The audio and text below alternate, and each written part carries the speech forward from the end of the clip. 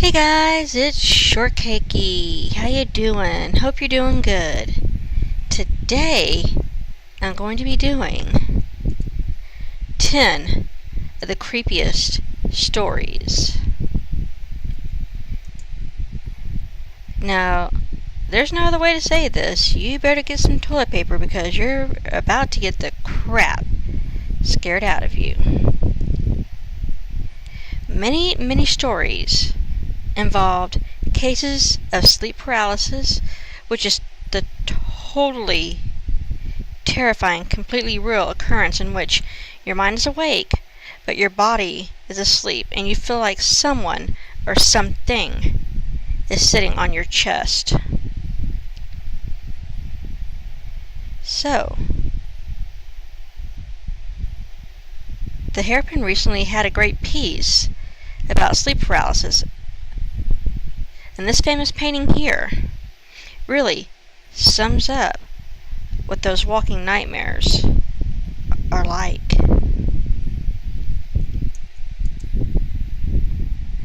The little girl who wasn't. I lived in a house from hell for 4 years, from age 11 to almost 16. There was constantly something happening. Doors flying open and shut, voices, footsteps. Nothing ever stayed where you put it. I was alone there a lot because both of my parents worked, and I was constantly terrified. One of the most gut-level disturbing things, though, was the little girl in my bathroom. Every time I walked past my bathroom, which was constantly, since it was right outside my bedroom, I saw a little girl with blonde, curled hair and a rose-colored dress. She just stood there, staring, looking at a photograph from 1905. I started keeping the door closed so I could walk by without seeing her. But she was always there when I opened it. Once I stepped in past her, I couldn't see her anymore, but I could feel her there. She scared me. But I also felt really sorry for her because she was trapped there, just like me, but probably forever. As the years went by and things in the house continued to get worse, she started seeming darker. I started feeling like she wasn't really a little girl. I knew there was something ugly in the house, and I felt like it was presenting this sympathetic image to me. Then I started thinking I was completely losing my mind. One day when I was 14, I had a friend from out of town come stay with me for a week. I hadn't told her anything whatsoever about the house because I didn't think she would come if I did. Right after she got there, we were sitting in my room and she left to go to the bathroom.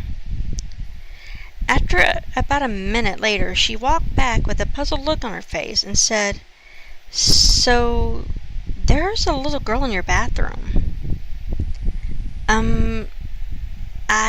Yeah, she hangs out in there. Blonde hair, curls, pink dress? Yeah, you know that's not really a little girl, don't you? I almost threw up. I was so relieved and terrified and excited and ready to run out of the house screaming. She wouldn't use my bathroom for the rest of the night, the week, and I started using it as little as possible without pissing off my parents, who did not want to believe. Eventually, we moved out and I could not have been happier. I distanced myself from it mentally as much as I could. Then when I was 18, I took another friend on a road trip to pack up a few things I left in the house. My parents hadn't managed to sell it and wouldn't sell it for 5 more years. The minute we got on the property, my friend seemed uncomfortable. When we came around the bend in a long, steep driveway, he went completely white. I could tell something was wrong, but he insisted he was okay. So we got back to work. After a while, he asked to use the bathroom, and I directed him to mine. Not 20 seconds after he left, he came running back, gasping for breath, and slammed the bedroom door behind him. He started babbling about a little blonde girl who isn't really a little girl. All of a sudden, he went dead still, looked me in the eye, and very solemnly said, "She's not happy with you. You left, and you weren't supposed to." We threw whatever we could grab in 2 trips in my car. After I walked him to another bathroom and waited outside the door, and we got the bleep out at top speed.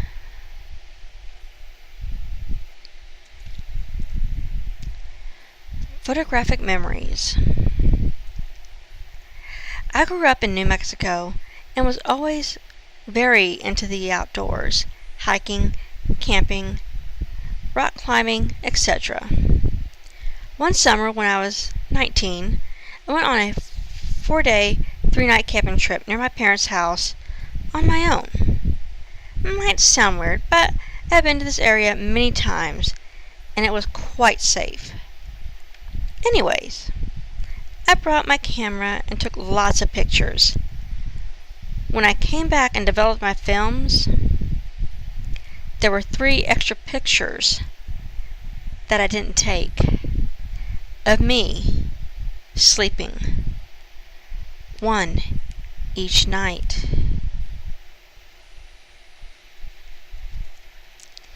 Losing yourself in China. So when I was barely 20 years old, I was traveling with a small group of people through China, and we were spending about 2 months in Qinghai province, which used to be part of Tibet. Our destination was a specific town to teach English, but we'd been stopping often in towns and small cities along the way. One day we arrived in a rural town, very small, nothing unusual. We spent only a couple of days there, shopping for food at the markets and walking around to see the sights, although there weren't many. This was in the dead of winter, in February, and all the grass on the hills and plains around the town was dead and brown. The overall feeling was that of the normal kind of bleakness that any rural place has in winter. At this time in my life, things were going amazingly, extraordinarily well for me. And I say that because my teenagehood had been rather darkly overcast. But the overwhelming good luck of being able to travel and these close friends I've made in the last year have been more than changed my mind and feelings and attitude towards life. It was like I was a whole new person. I was ecstatic to be in Tibet. Went to sleep with a smile on my face every night. Our second day staying in this small town, I woke up feeling a little odd. Not bad, just odd. Like my normal thoughts and feelings had been turned down way low, like on a dial. We all decided to go for a walk on the hills right behind the town. There was a small summit with a pile of rocks and some prayer flags. To be honest, there were like little altars, like these on every hill, but it gave us something to do. As we hiked up the hills behind the town, I started feeling stranger and stranger. I wasn't scared. I didn't feel angry or any strong emotion. In fact, it was like emotion was trickling out of me somehow, and I was getting blanker and blanker, emptier and emptier. My mind started feeling a little hazy, and more I felt like I simply didn't care about anything. A small and rapidly dwindling part of myself started to panic. Knew that something bad was happening, but it was like my own inner voice was slowly getting quieter and quieter. I remember we reached the little summit, and I simply sank to the ground next to the pile of rocks. Without meaning to, I started tuning out the voices around me and fixed all my attention on the little pebbles in the dirt. I began tapping one against the other, repeatedly. Do you know the kind of horror that is opposite of feeling scared or feeling anything at all? The kind of vacacious hideousness of a fly buzzing against a closed window for hours on end in an empty room. That's what I was filling my mind. It was demonic in its meaninglessness. I touched my face and felt that I was grinning at nothing. Through all the emptiness, that a thought floated to the forefront of my mind. You should just die. At first it sounded totally reasonable, but something in me fought it, and I was momentarily troubled. Right then, my group started to walk down from the hill, and I followed. The further we walked, the more normal I felt, until we left the town that afternoon, and I was totally freaked out. When another girl, Hannah, mentioned in an odd offhand way that she felt very strange and depressed while staying there, and I told her I felt the same. When the group leader mentioned that a local had told him that the town had been plagued with a rash of young women under 25 committing suicide, Hannah and I went white.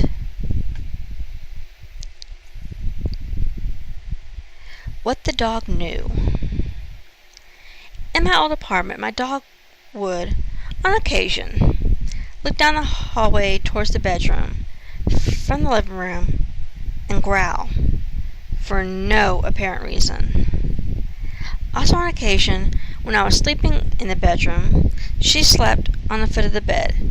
I would wake up with her staring intently at the door and growling. She was a big girl, 140 pounds of Great Dane, Catahoula, and slobber. So, I'm here for a couple of years of this, thinking, okay, my dog has a good imagination. Wrong. One night I woke up, due not to my dog growling, but barking for all she was worth. Not at the door. She was barking straight at me. I opened my eyes pretty much immediately, and there was a blur of light leaning over me, very close, certainly less than 6 inches from my face. It was not distinguishable as a person. It more resembled a person, sized version of a colorful nebula you might see a picture of in a science magazine, to be precise. 3-dimensional and all.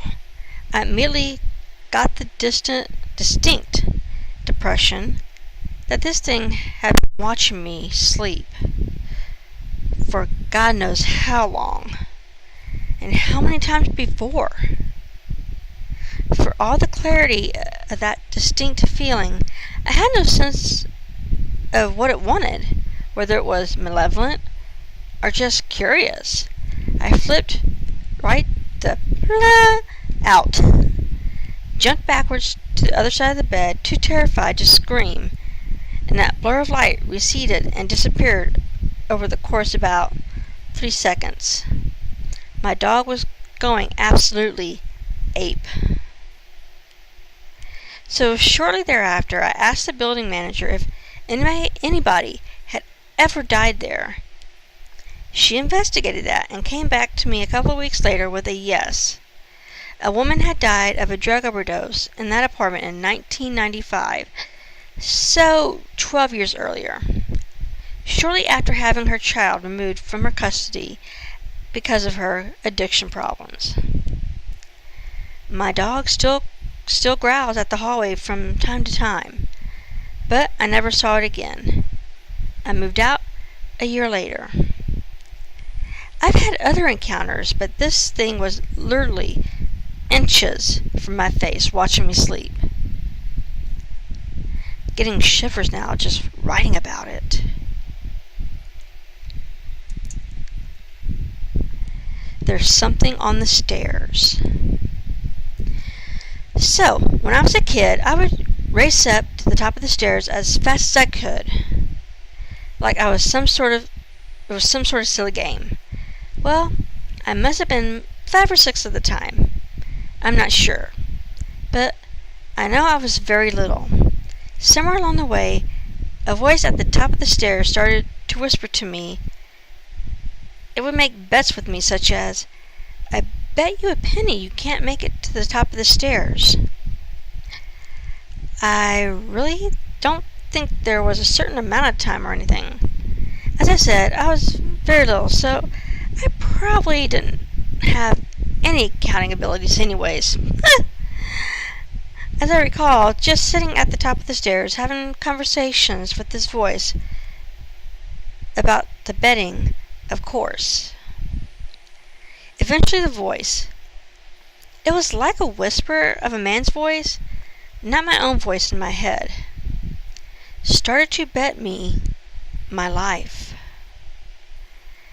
Instead of pennies, it'd say, I bet your life you can't make it up the stairs, blah, blah.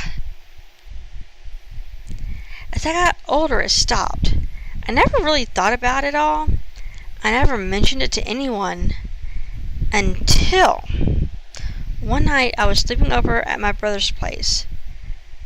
I was about 18. He was 22. And we were talking about spooky stories. Out of nowhere, I brought up the voice at the top of the stairs, and my brother got all quiet and weird.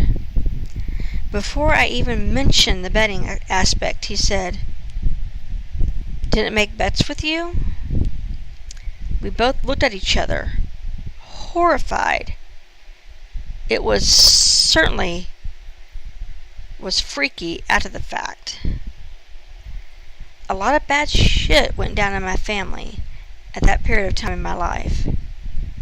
And my mother, a heavily religious lady, said there was a lot of evil in our lives and that at that time. I don't at all think our place was haunted. By the way, it was built in the late 70s, and as I got older, I never experienced anything like that again. Drive-by. We were camping once, driving through some city. My dad was driving, my mom was on the passenger seat, and I was kneeling behind them, leaning on the boot that separated the truck from the camper. It was evening, not full dark. We weren't really talking, and my mom was looking out her window when she screamed, "Oh, God! Oh my God, Gene, do you see it?" My dad said, "Yes, I do. I'm going to slow down and let them by." He slowed the car down and went to the right, and the car on the right passed us. I couldn't see inside, but their window was down, and the arm hanging out of the window looked like that of someone impossibly thin. I asked my mom what she saw, and she said it was nothing. My dad backed her up on this. Years later, I asked him about it again. My mom said it was a skeleton. It was no mask, because you could see through the jaws. It had a tongue and eyes. It was death. My dad backed her up, but years later, after my mom was dead, recanted, saying it was a mask because nothing could survive like that.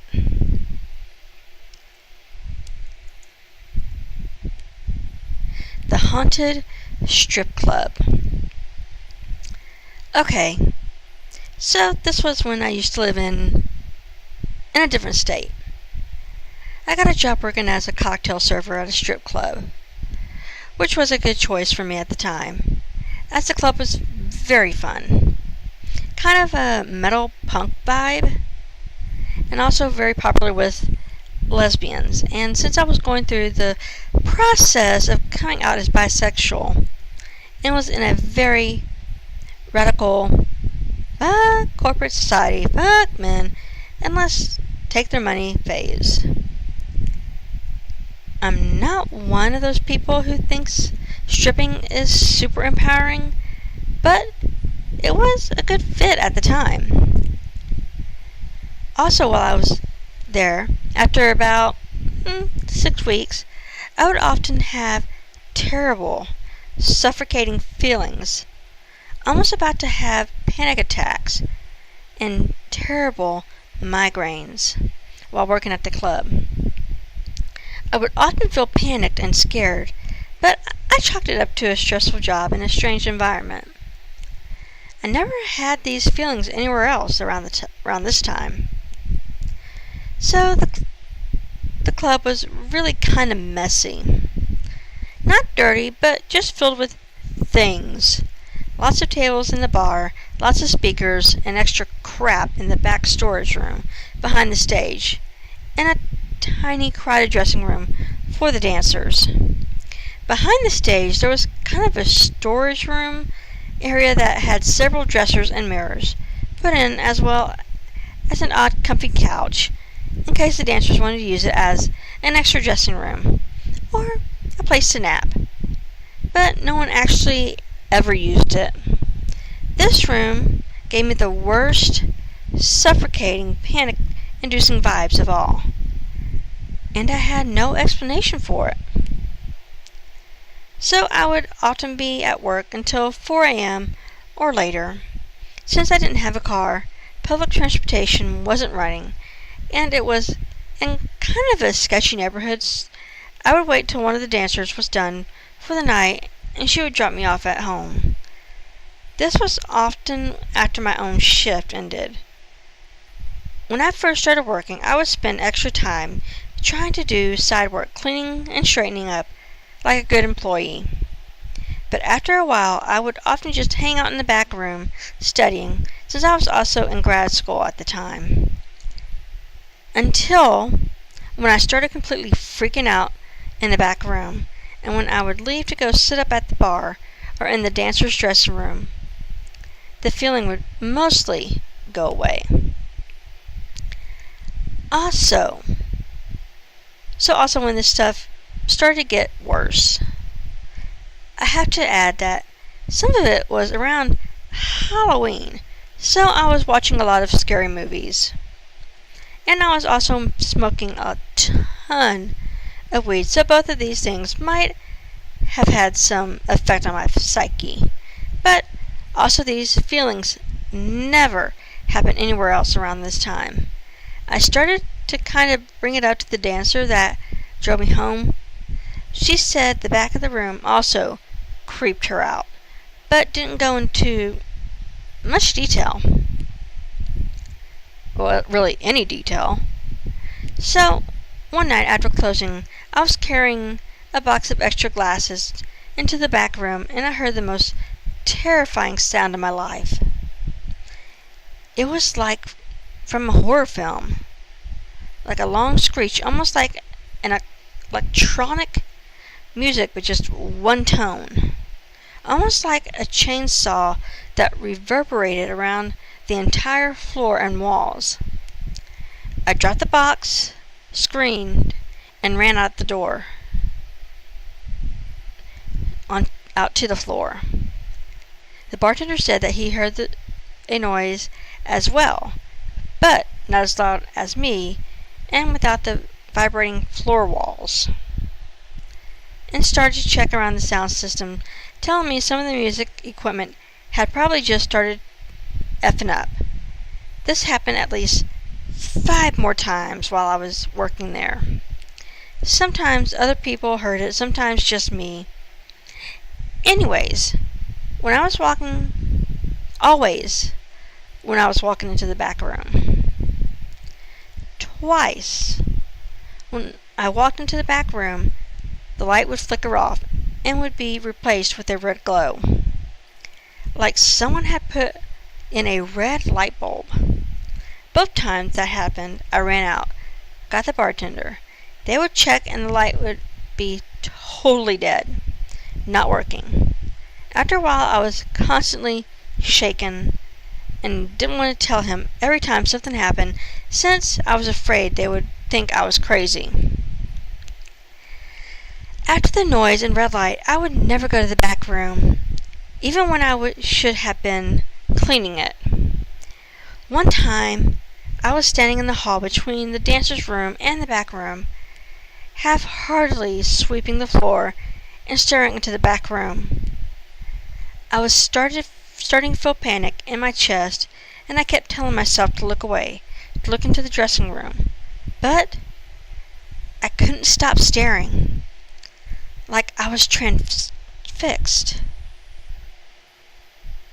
And in the corner of my eye, I saw a reflection in the mirror, set up leaning against the dresser in the back room.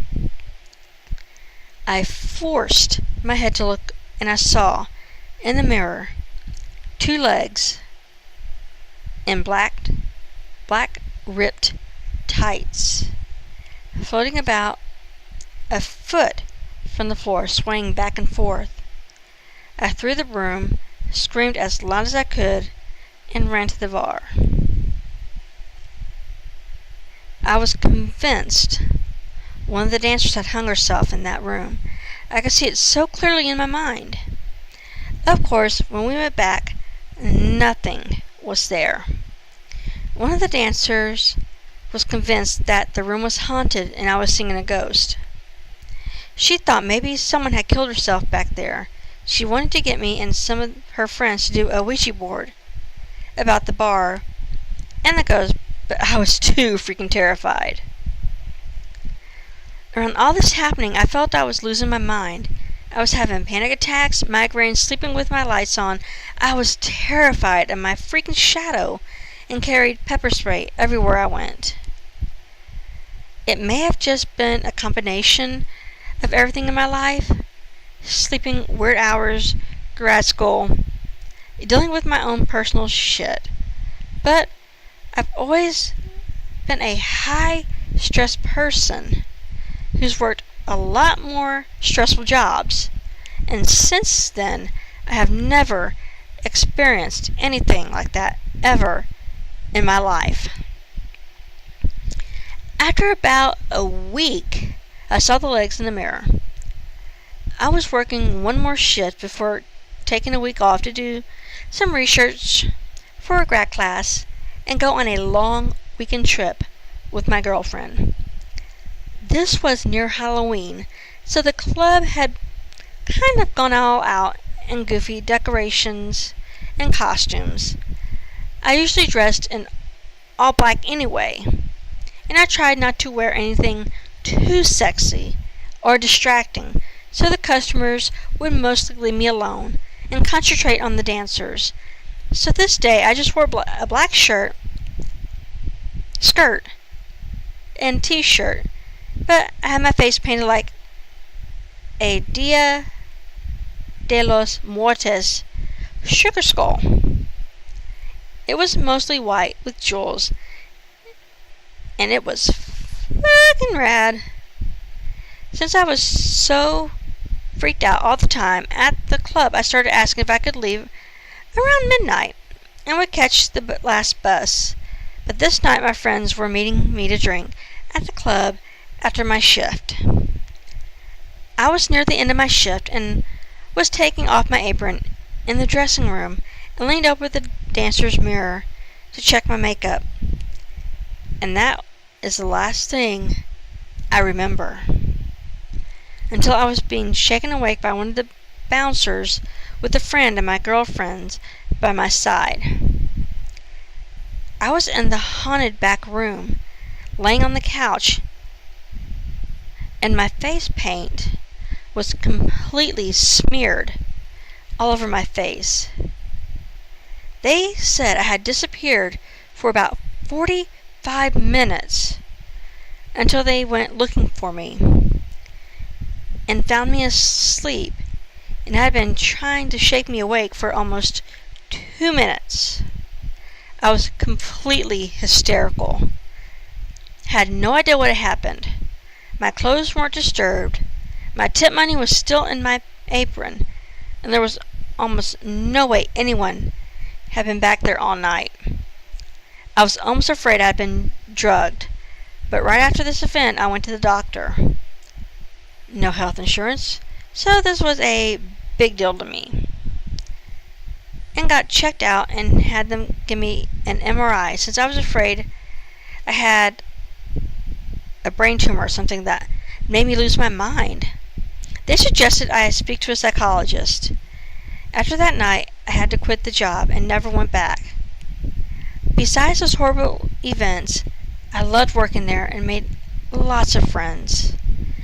But I absolutely lost my mind. And once I left, I never felt any of those feelings or saw anything like that ever again. From the mouths of babes. When my older sister was born, my parents moved into a small house, and in that house, the laundry room was right across the kitchen table. So my sister would often be seen waving and staring and giggling while looking into the laundry room. This behavior continued for a long time, and when she could finally talk, they asked her who she was talking to. To this, she looked at them and said, "The little boy."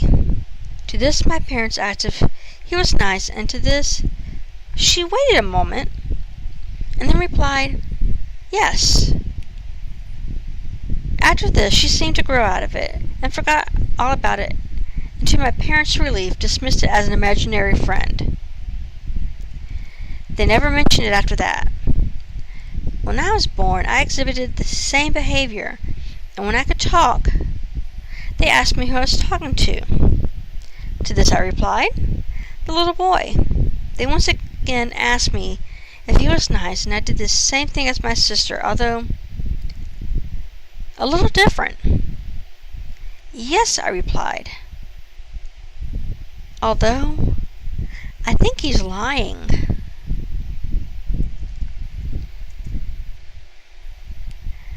The wrong parents. When I was little, I used to wake up in the middle of the night and go into my parents' room and sleep next to my mom. One night when I was about 5 or 6, I had this really vivid dream where I woke up scared and went to my mom's room to sleep with her. When I went in, however, there were a set of parents on the bed and a set of identical parents on the floor.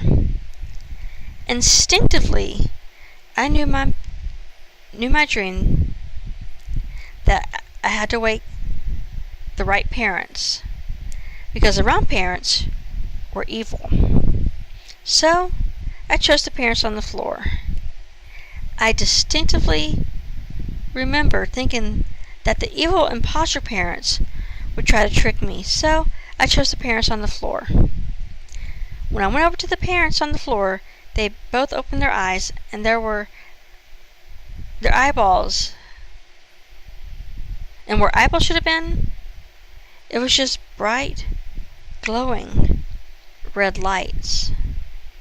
That was when I actually woke up. Being scared as a little kid, I, of course, went right into my parents' room and slept next to my mom.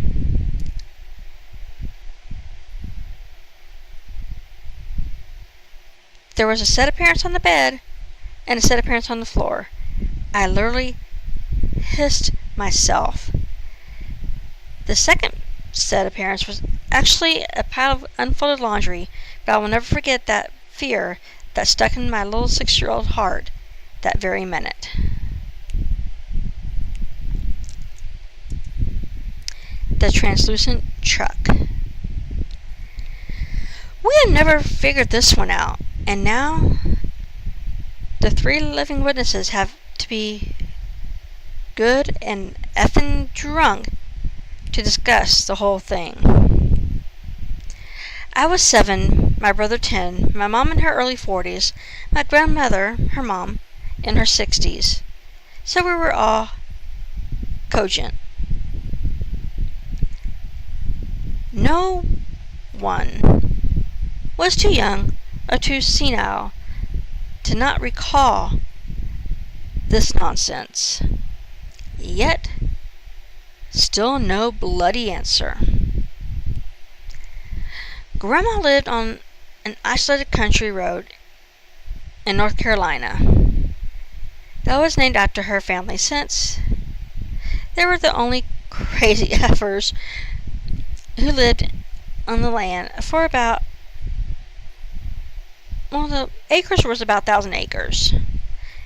And I do being crazy.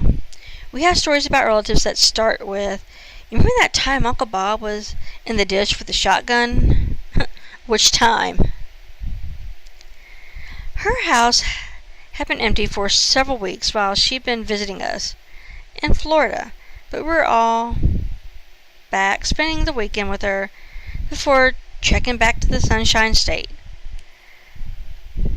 The house is in the for real country, literally, over train tracks, past a savage yard, and her nearest neighbor, a cousin, which everyone is related to, everyone who owns a house on the road, ain't within screaming distance. Yes, that seems to be a real system of measurement. Screaming distance. It's early in the a.m., like just before daybreak. We're awake because these are farm freaks who wake up at the butt crack of dawn from sheer ingrained habit. We're eating cereal when we hear someone pull up outside. Curious, we all run to the big picture window that looks onto the front yard. There is a strange truck there. No one seems to be behind the wheel, though the engine is idling. The truck is, well, old, for one thing. It's old-timey, like from maybe the 1930s. You could picture the Joe family heading to California in this thing. It's rusted, but it was probably once painted blue. We stare at the thing, bewildered. Mom asks Grandma if she knows who that is. Nope. Not a clue, says Grandma. She runs to get the phone to call her cousin and ask him to come on up. She thinks maybe it's a hired hand and he's just at the wrong farm. Just as she asks him to come on down, the phone goes dead. Well, that's unsettling. All at once, there's a loud, insistent bang on the front door. We all scream. My grandma, who is terrifyingly resourceful, huddles us all into the living room, away from a window where anyone can see us. Then, while Mom, me, and my brother tremble there on the couch, she grabs a serrated bread knife from the kitchen and cautiously approaches the front door. She peeks out the side window very stealthily. She turns back to us and looks confused. She shakes her head like no one's there. We all kind of breathe easier. Then every goddamn door in the house is banging relentlessly. I can still hear it, rhythmic and terrifying, like all the doors are about to splinter and crack. There were 2 doors in the basement beneath us, so the sound is also a reverberation at our feet. The 3 ground floor doors are shaking. We can see them trembling and jerking on their hinges from our vantage point on the couch. Finally, Mom runs to the window, either from a psychotic break with reality or terror. I have no clue. She cries, "Oh, thank Christ, Cousin is here." We run to her and peek out the picture window. There is no one that we can see in the yard, but we can't see all the doors from our viewpoint. Cousin walks by truck with a shotgun in his hand. Cousin, it should be noted, has pretty much every gun ever made. He looks puzzled, looking at the rear of the truck, then glances in the cab window, then stops. He goes pale, runs a hand down his face, then runs toward the house, towards us. My grandmother flings open the kitchen door as she sees him coming. He shouts, "Everyone, get behind the couch, get down." He runs past us as we bolt for the couch. The banging starts again.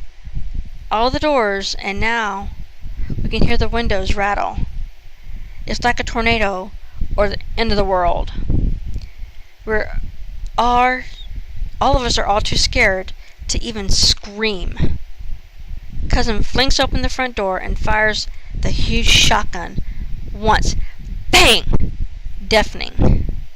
As he does, the truck roars into life, and it sounds like a train. We scramble up. The banging stops mercifully. Cousin is advancing onto the lawn, gun leveled at the truck. We run behind him, wanting to be out of that shaking, quivering house, and near the dude with a gun. The truck peels out, backwards, cutting across the yard and racing into a breakneck speed, tires squealing. Rubber is burned. Cousin fires again, and we all cower behind him. He blows out the back window with the sound of 1,000 plates smashing into the linoleum. But the truck never even hiccups. Just roars down the road. No tags, not even a vanity plate on the back. There was no one behind the wheel of that thing. We all had a clear view. Everyone agreed. Not a driver in the cab. Well, not anything we could see anyhow. The police were called. Cousin had to go home to his house to call. This was way pre-cell phone era. The phone line had been cut. There was not a single boot print in the entire yard except Cousin's, from where he'd run in and out of the house. Cousin reported that there had been no plate, but when he looked into the cab, it looked like something from a horror movie. He said there were all kinds of weird restraints, handcuffs, C-clamps, nylon straps, and he said the floorboards looked covered in what smelled like blood to him.